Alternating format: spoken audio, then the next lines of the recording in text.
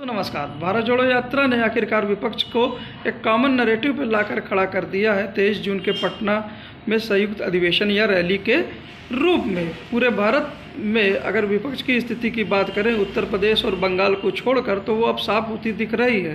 पंजाब की स्थिति इलेक्शंस के लिहाज से केरल की स्थिति के समान है, तो वहीं कांग्रेस को उड़ीसा, आंध्र प्रदेश और तेलंगाना में बीजेपी के साथ त्रिकोणीय संघर्ष में उतरना ही पड़ेगा। बाकी के राज्यों में कांग्रेस या तो अकेले या गठबंधन में बीजेपी से सीधे मुकाबले में होगी। कहाँ किस रूप में होगी, इसमें ज़्यादा कुछ सोचने के लिए अब बचा नहीं है। रही बंगाल की बात, तो बंगाल में कई केस एनालिसिस हम कर सकते हैं।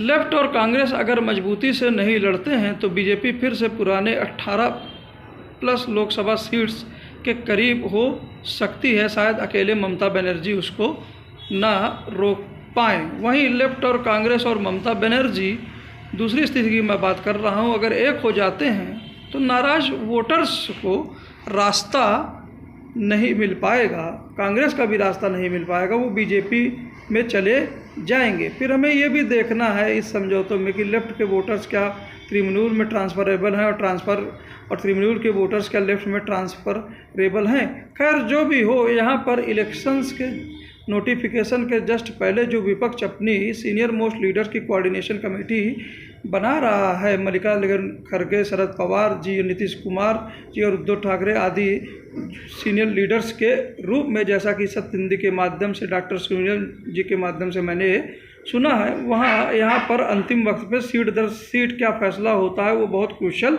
होगा।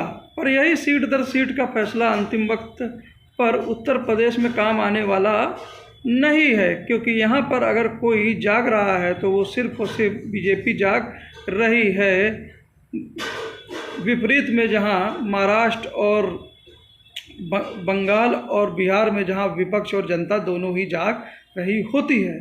तो इस स्थिति को तोड़ने के लिए कांग्रेस को फिलहाल सबसे पहले अभी ज़्यादा देर न करते हुए आरएलडी और चंद्रशेखर रावण जी के साथ एक एक्सिस बनाना चाहिए और नैरेटिव सेट करना चाहिए, ताकि सपा बसपा जो आधे और पूरे सोए हुए हैं वह जग जाए। वो जग गए, विपक्ष जग गया तो अरेंजमेंट हो चाहे ना हो, विपक्ष बीजेपी को जो लगातार जीते मिल रहे हैं वह उसमें दिक्कत आ जाएगी। अब आते हैं दिल्ली की बात। दिल्ली में सबसे लॉजिकल फिलहाल आज की कंडीशंस में यही होगा कि आम आदमी पार्टी और कांग्रेस अपने लाख विवादों को भुलाकर समझौता कर ले।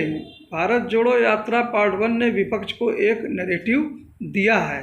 23 जून पटना की ये जो नैरेटिव है, भारत जोड़ो यात्रा पार्ट 2 जक्स्टापोज कर सकती है इस नैरेटिव को बीजेपी के कंट्रास्टिंग नैरेटिव के रेस्पेक्ट में।